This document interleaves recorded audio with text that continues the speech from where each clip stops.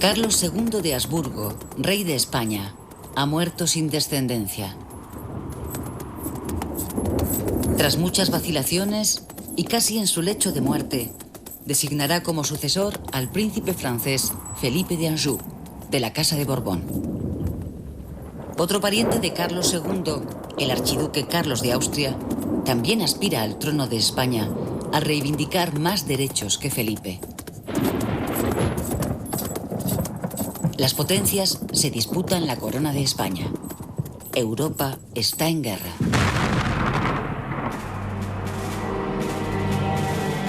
Del lado de Felipe V está la Francia de su abuelo Luis XIV. Del lado del archiduque Carlos, Inglaterra, Holanda, Portugal, los príncipes alemanes y, por supuesto, su hermano el emperador José I de Austria. Pero la guerra de sucesión no es solo europea, sino también civil. Los reinos de la antigua corona de Aragón, es decir, Aragón, Cataluña, Valencia y Mallorca, se han declarado partidarios del archiduque, que ha prometido respetar sus antiguos fueros y privilegios. El resto de España se manifiesta a favor de la nueva dinastía borbónica. Felipe V debe la corona tanto al testamento del anterior rey Carlos II como a las maniobras de su todopoderoso abuelo, el rey Luis XIV de Francia. El vínculo familiar, es decir, la pertenencia a la Casa de Borbón, atará al joven Felipe a los vaivenes políticos de su abuelo.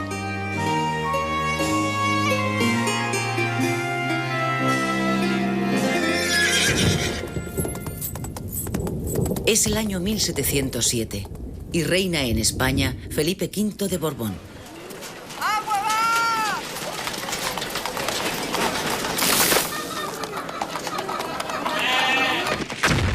Después de años de combates, incursiones y retiradas, una gran batalla ha tenido lugar en las tierras albaceteñas de Almansa entre el ejército borbónico de Felipe V y las tropas del archiduque Carlos, un conglomerado de ingleses, portugueses, holandeses y protestantes franceses. ¡Paso al correo real!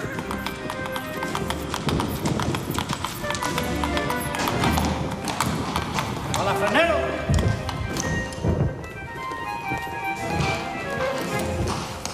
¡Paso al correo real!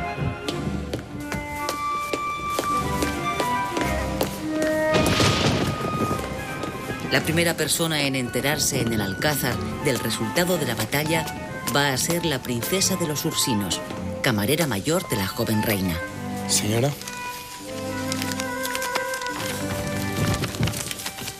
La Ursinos, de origen francés, viuda de un príncipe italiano de la estirpe de los Orsini, ha sido colocada junto a la reina por orden de Luis XIV, que así recibirá puntualmente las confidencias de la princesa.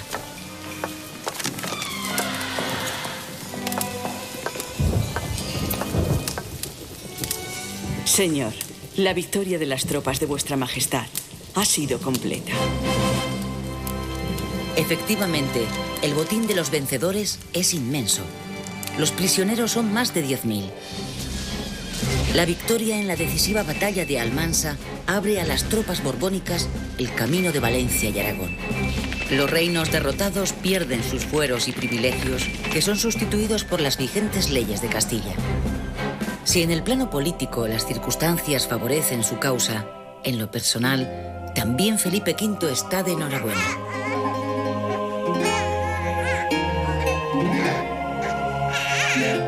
Su esposa, la reina María Luisa Gabriela, da a luz a un varón que recibe el nombre de Luis. El rey feliz asiste al Te Deum y se encargan 50.000 misas por los muertos en el campo de batalla y en acción de gracias por la felicidad de tener un heredero. Los reyes viven los mejores momentos desde que llegaran al trono. Berwick, vencedor en Almansa y posteriormente en Játiva y Valencia, y el duque de Orleans, triunfante en Zaragoza, Lérida y el llano de Urgel, son agasajados en la corte. De hecho, Orleans oficiará de padrino en el bautizo del heredero de la corona en representación de Luis XIV.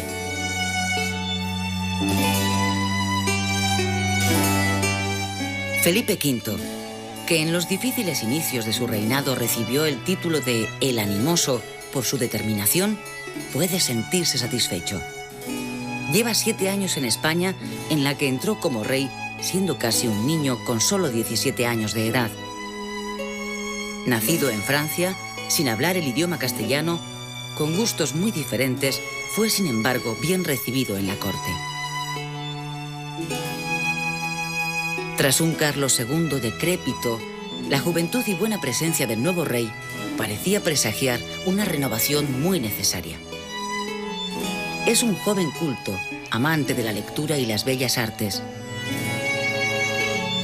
Aunque atacado periódicamente de melancolía, quiere seguir los pasos de su abuelo Luis XIV y cambiar la monarquía descentralizada de los Austrias por un estado uniformista donde él, como rey, controle todos y cada uno de los resortes del poder.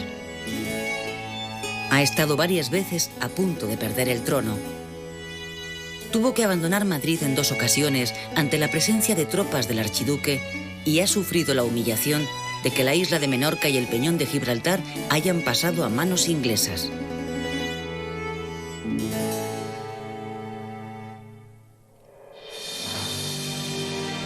En 1711 muere en Viena José I, emperador de Austria. Su sucesor es precisamente el enemigo de Felipe, el archiduque Carlos, que reinará como Carlos VI de Austria.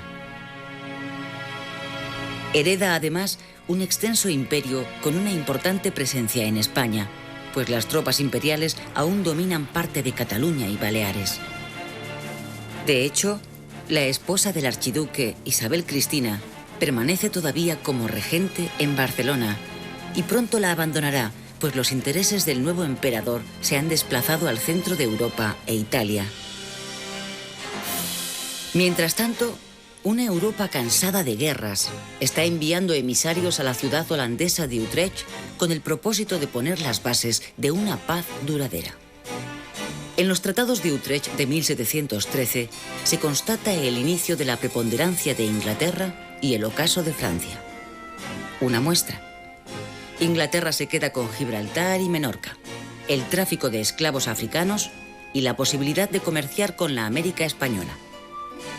España, con Francia en declive, debe entregar al Imperio austriaco las plazas fuertes que todavía tiene en los Países Bajos, el Luxemburgo, el Milanesado, la Toscana, Nápoles, Sicilia y Cerdeña. Todo a cambio de que las potencias europeas reconozcan definitivamente a Felipe V como rey de España.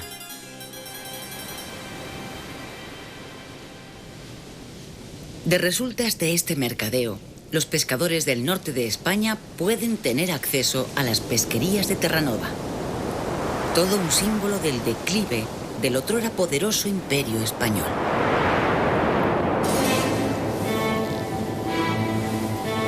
Como apoyo a esa paz, Felipe V renuncia a sus derechos sobre el trono de Francia, posibilidad que siempre había alarmado a las otras potencias, y además promulga por consejo de su abuelo la llamada Ley Sálica, que aparta a las hembras de la línea sucesoria, hecho que provocará un siglo después las llamadas guerras carlistas.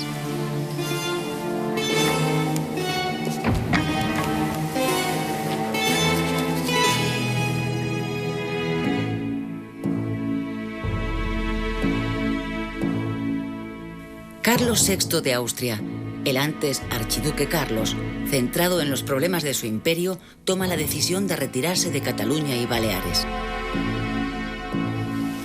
El 10 de julio de 1713, el generalísimo Starhemberg y sus tropas imperiales abandonan Barcelona, un día después de que los consellers del Consejo de Ciento, asamblea de notables que gobiernan la ciudad, declarara la guerra a Felipe V.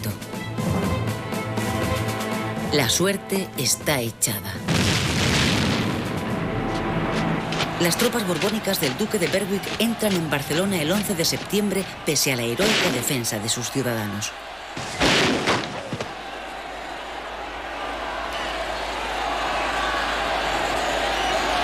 Un tercio de la ciudad queda destruida.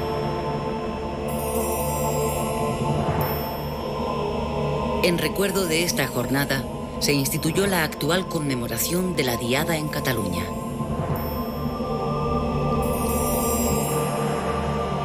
El funcionario Patiño presidirá la nueva Junta de Gobierno, la que pondrá en marcha el decreto de nueva planta, es decir, la muerte de los antiguos fueros. Mallorca e Ibiza son las últimas tierras en acatar a Felipe V, y para ello hubo necesidad de contar con la flota francesa. También en las islas, tras la conquista, se imponen las nuevas leyes.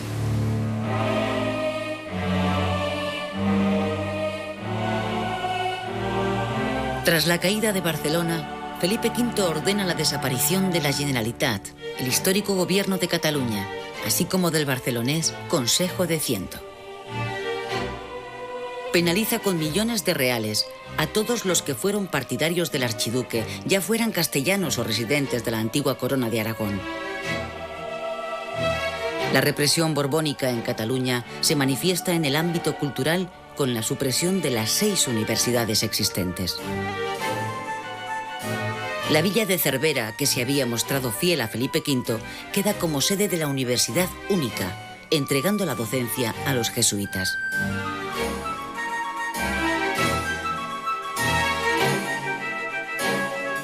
En cambio, la aplicación del decreto de nueva planta en Cataluña no anula el derecho penal ni el civil y permanecen intocados los gremios, los colegios notariales y el Consulado del Mar.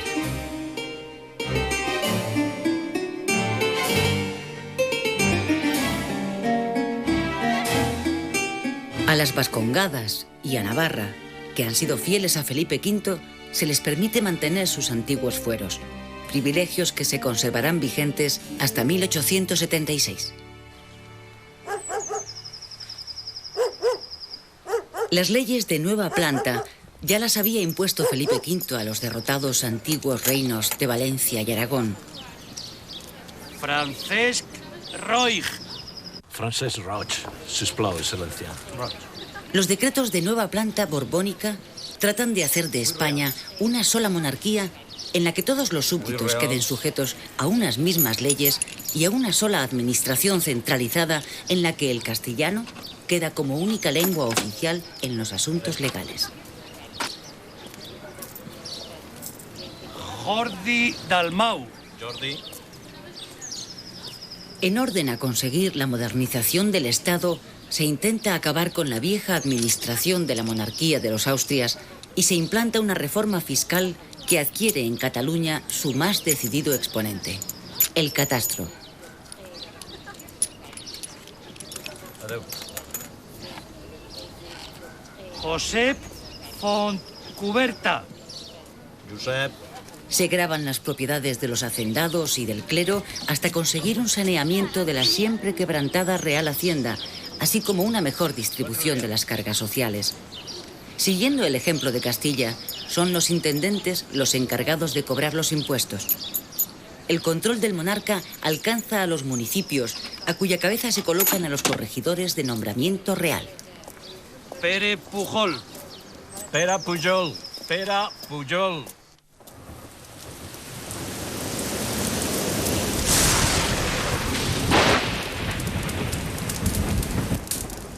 La joven María Luisa Gabriela muere ante la desesperación de su marido y rey. El dolor de la corte y del pueblo es en esta ocasión sentido y sincero. Ha sido una reina prudente y con valor en los difíciles momentos por los que ha pasado el inicio del reinado del primer Borbón. Deja 2 hijos para la continuidad de la corona, Luis y Fernando, pues otros 2 murieron prematuramente. El rey sufre una de sus crisis depresivas y es la princesa de los Ursinos, la dama de confianza de la reina, la que hace y deshace en el Alcázar.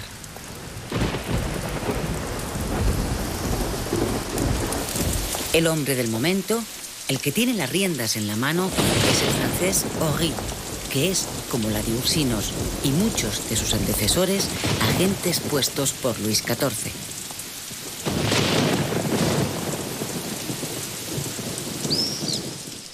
De acuerdo con la de Ursinos, Ory acelera el proceso de centralización y racionalización de la administración que habían comenzado sus predecesores y crea la figura del Intendente General de Finanzas y 4 secretarías, antecedentes claros de los actuales ministerios, lo que supone una positiva novedad respecto a la manera de gobernar de los anteriores monarcas. Los grandes títulos y la alta nobleza comienzan a desaparecer de los puestos administrativos de poder y una generación de tecnócratas procedentes de la magistratura y la universidad toman el relevo. En común tienen su procedencia social no aristocrática y su idea de un Estado centralizado al estilo francés, que en ese momento es sinónimo de modernidad.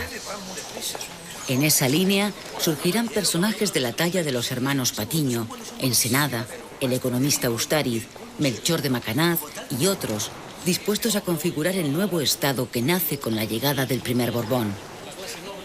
Otro de los fines de la política absolutista que impone Felipe V a la manera de su abuelo Luis XIV es la voluntad de disminuir el poder de la Iglesia Católica. Se pretende que la Inquisición pierda prerrogativas y se someta al poder de la jurisdicción ordinaria. Macanaz, como fiscal del Consejo de Castilla, será el ariete que use Felipe V para intentar que el Santo Oficio se avenga a la autoridad real. El pulso le cuesta a Macanaz el exilio, pero su obra será el primer paso para poner en práctica la política regalista de los reyes de la Casa de Borbón, es decir, el intento de sujetar la autoridad de la Iglesia al poder del Estado y así mantener los privilegios que la corona ha conseguido de los papas en el transcurso de los años. En la corte, la larga influencia francesa va a dejar paso a la italiana gracias a los manejos del abate Julio Alberoni, embajador del Ducado de Parma en Madrid. Poco a poco hace amistad con la de Ursinos, a la que convence de que la novia ideal para el rey viudo es Isabel de Farnesio, hija de los grandes duques de Parma. El rey, necesitado de alicientes, accede. La elegida Isabel de Farnesio se casa por poderes en su Parma natal y en el mes de diciembre de 1715 entra en España por Bayona, donde la recibe Alberoni. En Jadraque la espera la princesa de los Ursinos que, por un comentario fuera de tono acerca de la manera de vestir de Isabel, perderá la confianza de la nueva reina y será expulsada de la corte. Felipe V, que la espera en Guadalajara, acepta el golpe de autoridad de la que va a ser su nueva esposa. En dicha ciudad, en el Palacio del Infantado, se ratifica la real boda. La elección de la princesa italiana ha sido un acierto. El rey no se despega de Isabel, a la que se siente muy unido en la intimidad de la alcoba y en la mutua y diaria afición a la caza.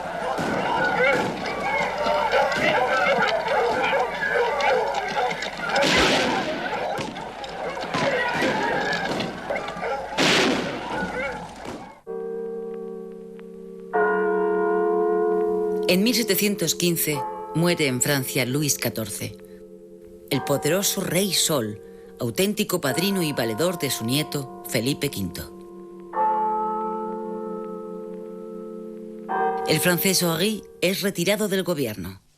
Queda entonces Alberoni como dueño y señor de la voluntad de la reina, a la que tiene atada, entre otras cuestiones políticas, por cocinar personalmente para ella especialidades de su Parma natal.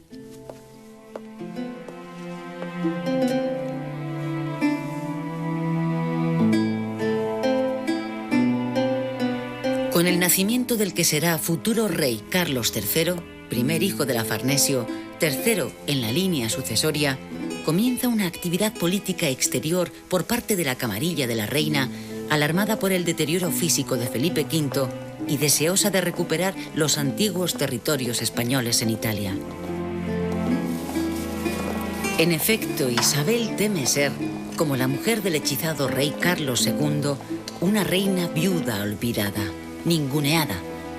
Por eso está muy interesada en que sus hijos, postergados de la sucesión de la corona de España, dada la prioridad de los infantes Luis y Fernando, hijos de la anterior soberana, tengan lugares donde reinar y donde recogerse ella en su más que previsible y pronta viudedad. Al interés particular de la reina se conjuga el deseo de revancha de una monarquía como la española, tan avasallada por los tratados de Utrecht. El plan se concreta con la invasión de Cerdeña y Sicilia, en ese momento parte del Imperio Austriaco. La respuesta de Inglaterra, siempre aliada de Austria, es inmediata y adversa para los intereses de España, cuya flota es derrotada por la inglesa en aguas del Cabo Passaro. Y es que durante la primera mitad del siglo, Inglaterra no perderá la ocasión para acabar con el renovado poderío naval español.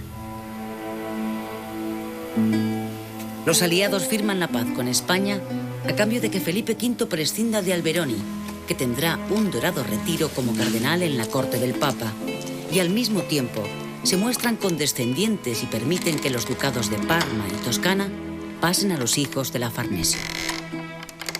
En ese momento, la Farnesio ya es madre de 3 varones y una hembra. La reina ha conseguido poner un pie en Italia.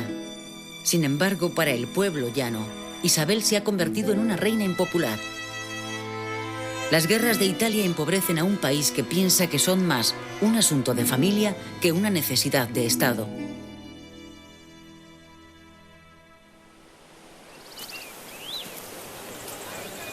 Felipe V ha cumplido 40 años, pero parece un viejo achacoso.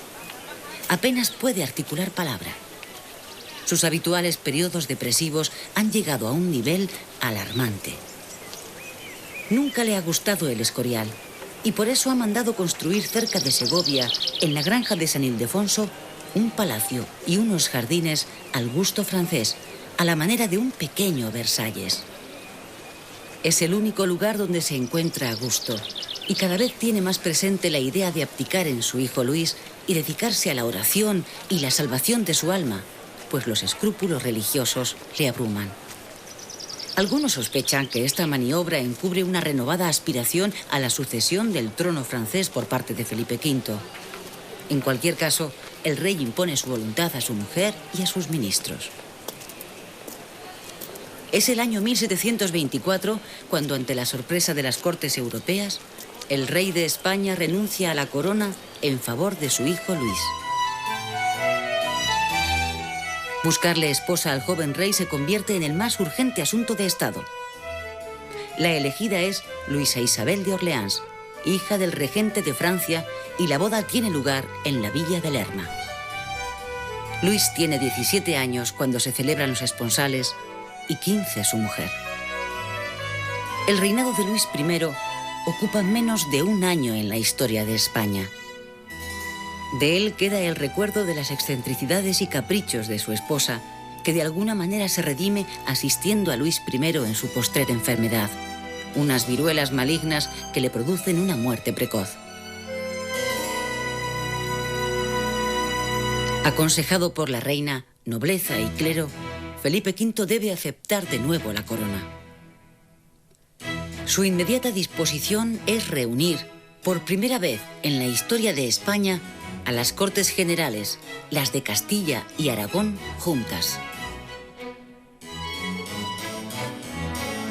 El acto tiene lugar en la iglesia de los Jerónimos de Madrid, como representación de la nueva idea de España que patrocina Felipe V, y con el fin de que refrenden a Fernando, su otro hijo habido en su primer matrimonio, como heredero al trono. Con el sucesor aceptado, Felipe V vuelve a sumergirse en una crisis depresiva con deseos de abandonarlo todo. Piensa de nuevo en abdicar, pero otra vez hay que resolver la cuestión de la boda del recién proclamado príncipe de Asturias. Interesa acercarse políticamente a Portugal para contrarrestar la influencia inglesa. La elegida es Bárbara de Braganza, con tal fama de poco agraciada que Fernando pide antes de decidirse que le traigan un retrato.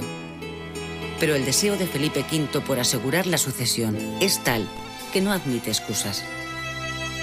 El arreglo entre las casas reinantes de España y Portugal va a ser doble. Mientras Fernando desposa a Bárbara de Braganza, el heredero de Portugal lo hará con su hermanastra, la infanta María Ana Victoria. La madre de la infanta, la reina Isabel de Farnesio, puede sentirse satisfecha. Por lo menos una de sus hijas será tan reina como ella.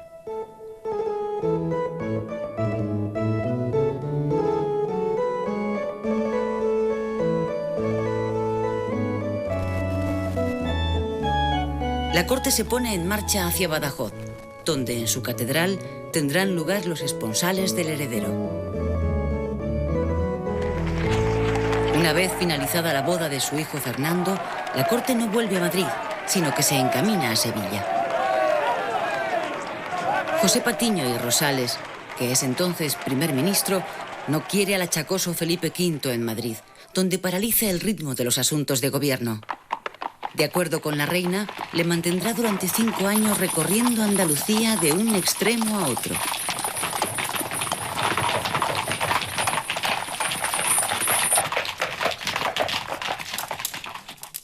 José Patiño era en ese momento el hombre con más poder del Estado.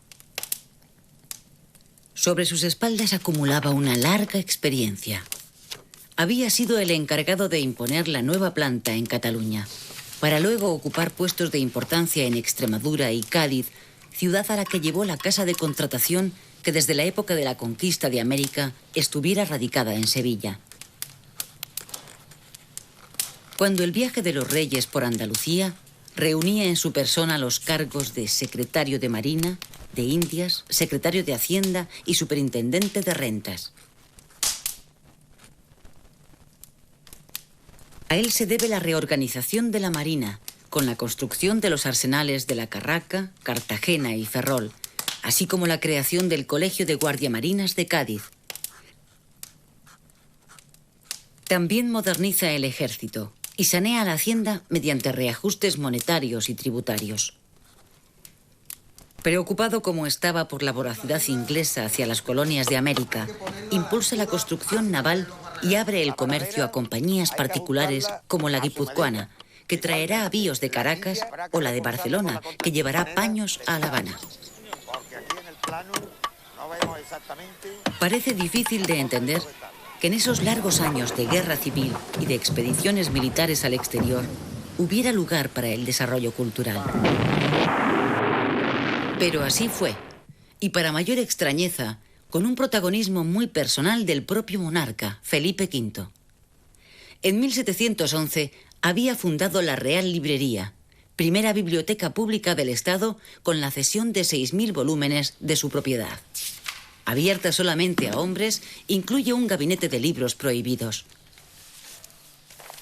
2 años después, y debido al influjo de tertulias aristocráticas, se crea la Real Academia Española, antecedente de la actual de la lengua, con el objetivo de publicar un diccionario útil para la conservación de la lengua castellana. Querido Mayans, ¿cómo estáis? Hombre, amigo Patiño, precisamente tengo aquí para usted El bibliotecario real, el valenciano de Oliva, Gregorio Mayans y Ciscar, edita la primera biografía de Cervantes y con sus diversos estudios se convierte en una de las grandes figuras de la nueva ciencia lingüística. ¿La ignorancia del pueblo llano?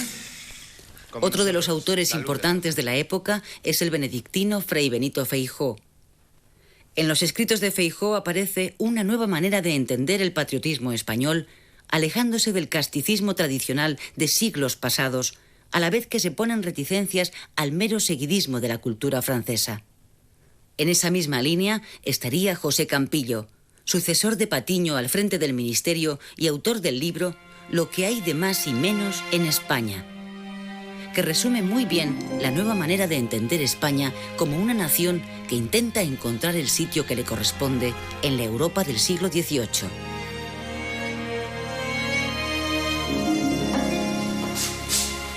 Pronto se notará su aportación a los nuevos saberes científicos y culturales. Un ejemplo es la barcelonesa Academia de las Buenas Letras. En Sevilla, el propio rey apoya la nueva Sociedad de Medicina. En Cádiz se construyen el Colegio de Cirugía y un espléndido observatorio. Lectura de las 0 horas, 59 minutos, 43 segundos. 15 grados, 30 minutos, 42 segundos.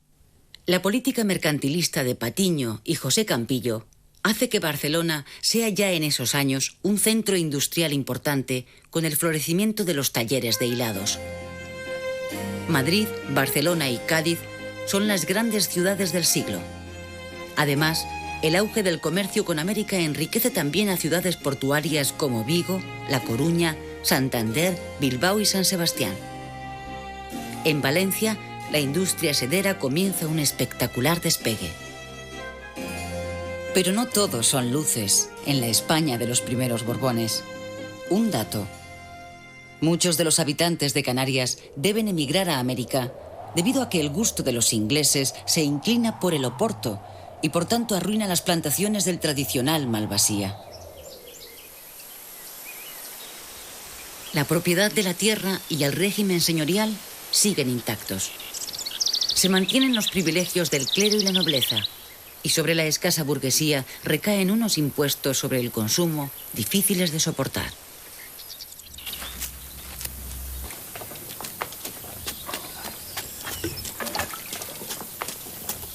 Esta situación se vio agravada por las terribles hambrunas de principios del siglo XVIII.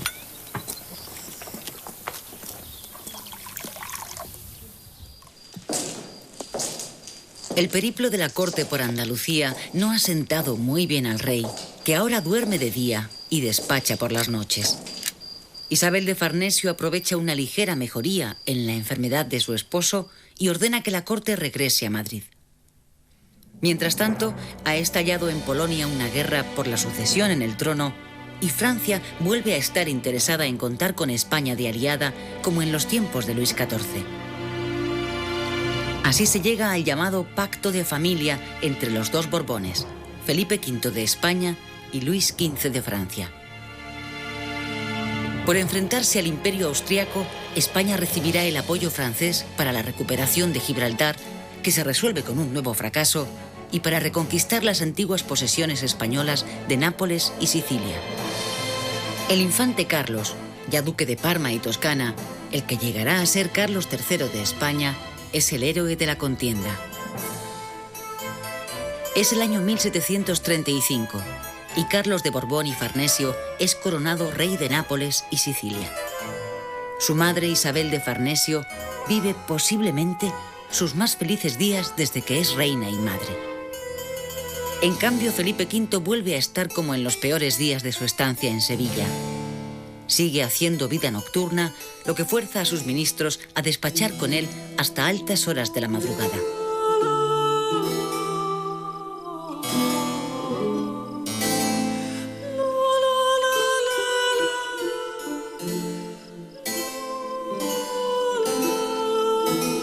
Solamente la música parece calmar su estado perpetuo de excitación.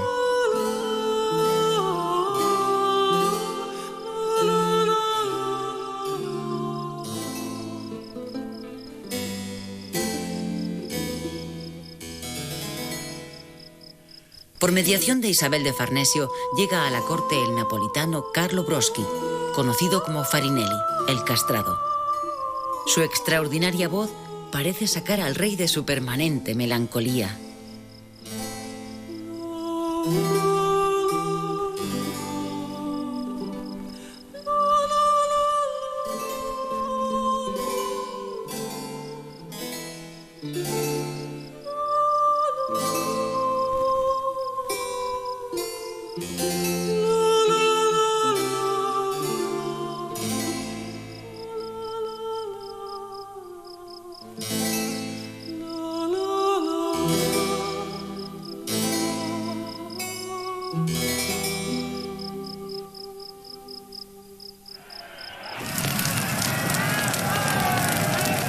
Un incendio fortuito destruye el viejo alcázar de los Austrias, oportunidad que aprovecha Felipe V para encargar sobre el mismo solar otro más al gusto francés, más en la línea del Palacio de Versalles.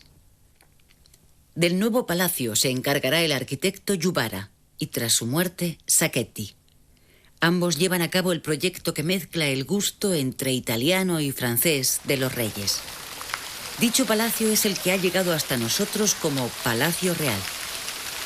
Resultado de esta colosal obra y con destino a la decoración de sus estancias, se solicitará el concurso de las reales fábricas de tapices cuyas manufacturas alcanzaron merecida fama. La cristalería que ennoblecerá las reales mesas va a proceder de la muy experimentada Real Fábrica de Vidrios de la Granja. Lo cierto es que el apoyo de Felipe e Isabel a las bellas artes es innegable y se plasma en la fundación de una academia que velará por sus diferentes disciplinas en el año 1744.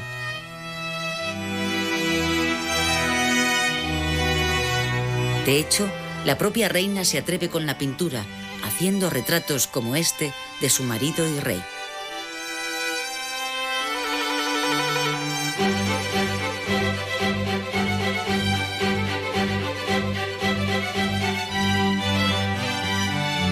Aunque la arquitectura palaciega, en general, está en manos de italianos, no quiere decir que no haya un grupo de arquitectos españoles del más alto nivel.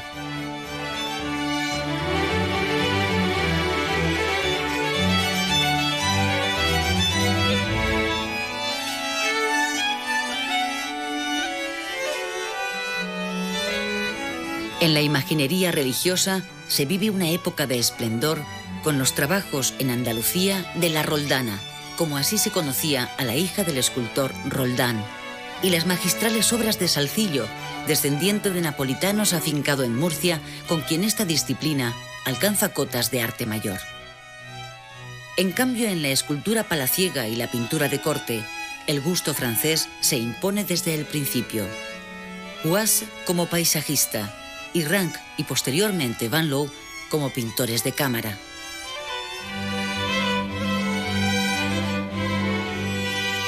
Sus numerosos retratos de la real familia que han llegado a nuestros días así lo atestiguan.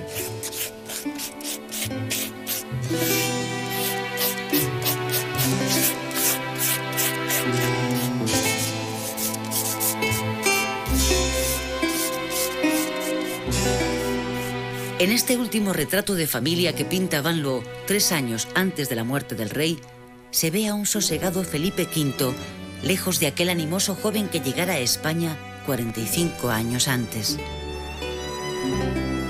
Felipe V muere el día 9 de julio de 1746 a consecuencia de un ataque de apoplejía.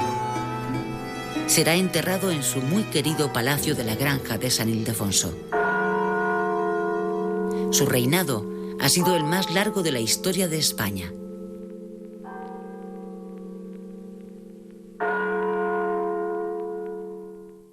A Felipe V le sucede su hijo Fernando, habido con su primera mujer, Luisa Gabriela de Saboya.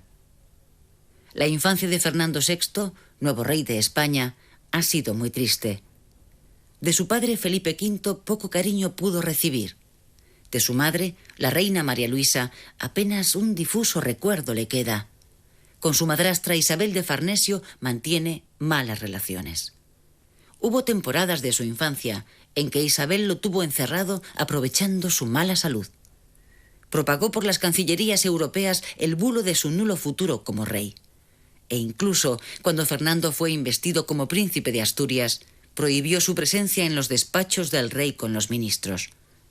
Así pues, no es de extrañar que Fernando y su esposa, la portuguesa Bárbara de Braganza, recomienden a la Farnesio que abandone la corte y se instale en el Palacio de la Granja, a prudente distancia de Madrid. A pesar de la lejanía, Isabel continuará con sus intrigas, y más de una vez el rey Fernando le recordará desde Aranjuez, su palacio favorito, que sus años de mando han terminado.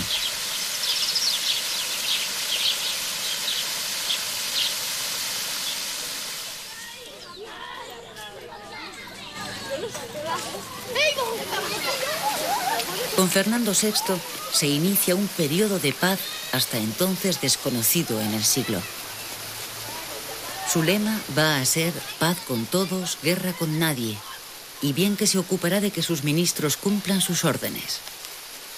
En busca de una neutralidad que le equidiste de las rencillas entre Francia e Inglaterra, se adhiere al Tratado de Paz de Aquisgrán, que respeta el pacto de familia con Francia, pero que encuentra en Inglaterra un no rotundo a la devolución de Gibraltar y Menorca.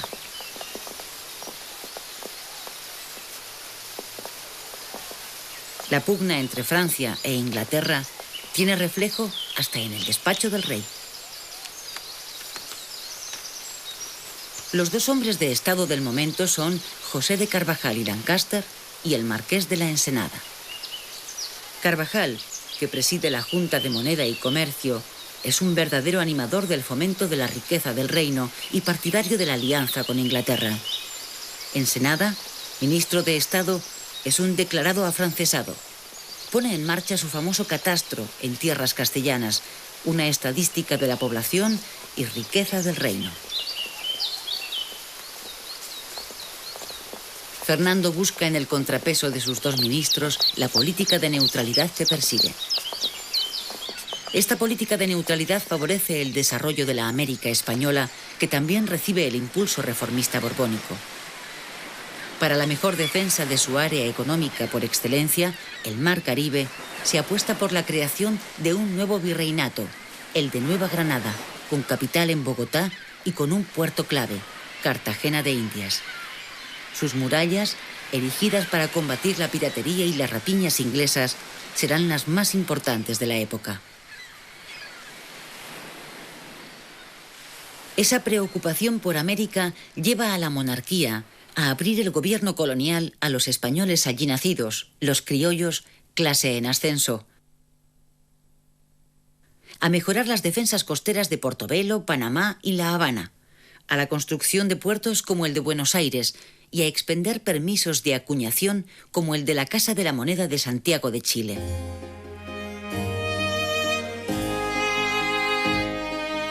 En el aspecto negativo, la agobiante presión impositiva y el apartamento social de mestizos e indios dan como resultado revueltas que empiezan a tener un tinte antiespañol, azuzadas por Inglaterra, país deseoso de monopolizar el comercio con América.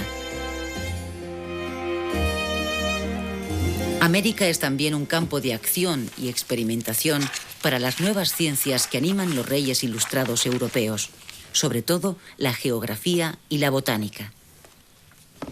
Ulloa y Jorge Juan, dos marinos españoles, participan en la expedición del francés La Condamine al Ecuador para medir 1 grado del meridiano terrestre.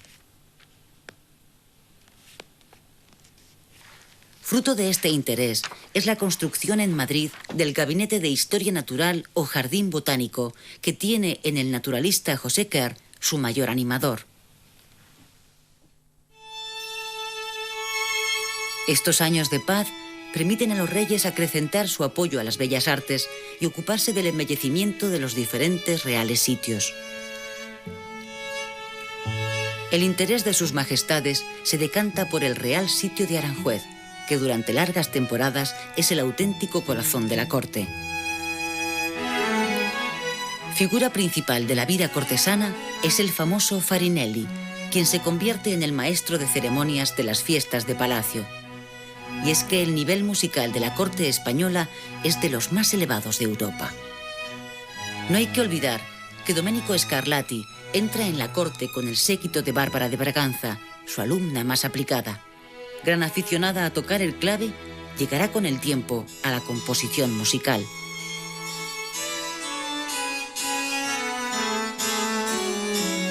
Pero la obra arquitectónica que por siempre se asocia a Fernando VI y a su esposa es el convento e iglesia de las Salesas de Madrid. La idea de su construcción nace en el ánimo asustado de Bárbara de Braganza al contemplar las crisis hipocondríacas de su marido. Bárbara, ante el miedo a una posible viudedad controlada por la Farnesio, responde con una acumulación de joyas, dinero y títulos que causa asombro cuando se airea tras su defunción. Y como posible morada para esos malos tiempos, manda construir el monasterio de las Salesas Reales, actual sede del Tribunal Supremo. En la basílica, al gusto del barroco portugués, se cuida de preparar la tumba para los restos de la real pareja, ya que al no ser madre de rey, no tenía derecho a ser enterrada en la cripta de El Escorial.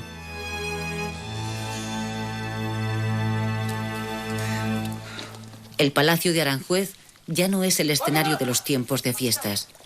La reina agoniza. El rey anda sin rumbo por los patios y jardines y pregunta sobre el estado de su esposa hasta a los soldados de guardia. Majestad, señor. ¿Cómo está la reina? El tiempo y la convivencia hicieron que brotara en el rey un sincero amor y admiración por aquella fea princesa que vino de Portugal. Fea, pero sumamente inteligente e instruida.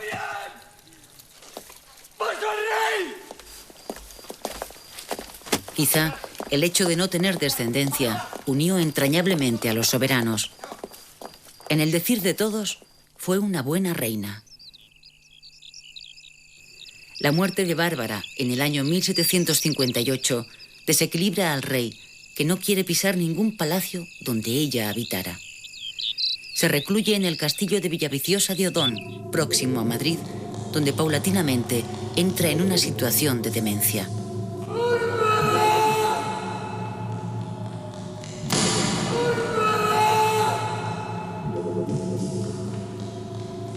Los ataques de locura le llevan a morder los vasos, que deben ser todos de plata para que no se corte.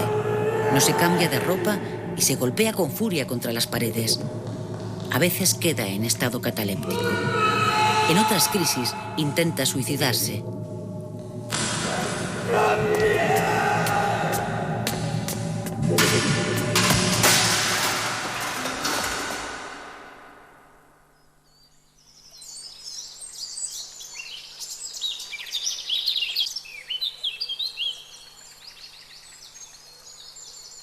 Puntual y personalmente, Isabel mantiene informado a su hijo Carlos, rey de Nápoles, del trágico estado del rey que no tarda en fallecer.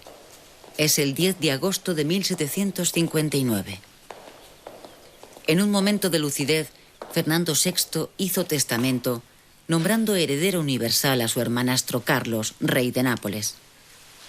Mientras este no llegue, la gobernación del país deberá recaer en las manos de la reina madre, Isabel de Farnesio. La nueva reina gobernadora Isabel de Farnesio, a sus 66 años, ha cumplido con creces sus más anhelados sueños. Su hijo Carlos ya es oficialmente rey de España y por lo tanto la corona de Nápoles pasará a su nieto mayor. Su hijo segundo, el infante don Felipe, es rey de Parma. Su hija mayor, Mariana Victoria, reina en Lisboa, y la menor, María Antonia, en Turín, como reina de Cerdeña que es. Y si su hija María Teresa viviera, sería por entonces reina de Francia. Un balance que sitúa a la Farnesio como nexo de unión de todos los reinos católicos del sur de Europa.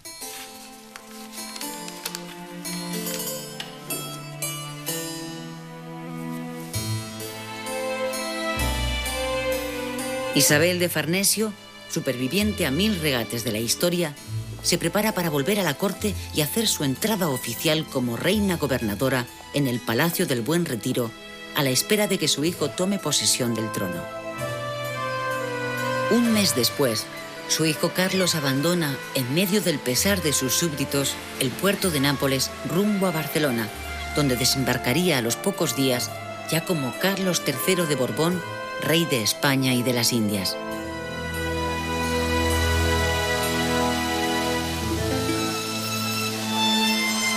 La dinastía de los Borbones no tuvo una entrada fácil en la historia de España.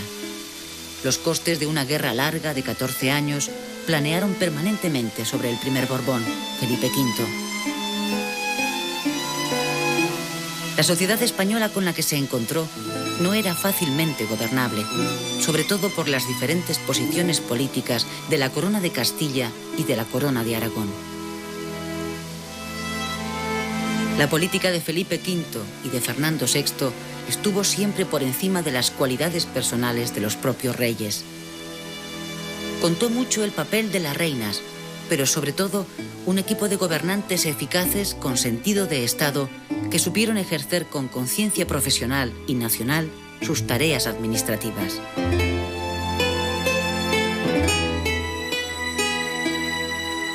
Los juicios más pesimistas sobre el reformismo de los reinados de Felipe V y Fernando VI lo despachan con la sentencia de que algo tenía que cambiar para que todo siguiera igual. La conclusión es posiblemente injusta.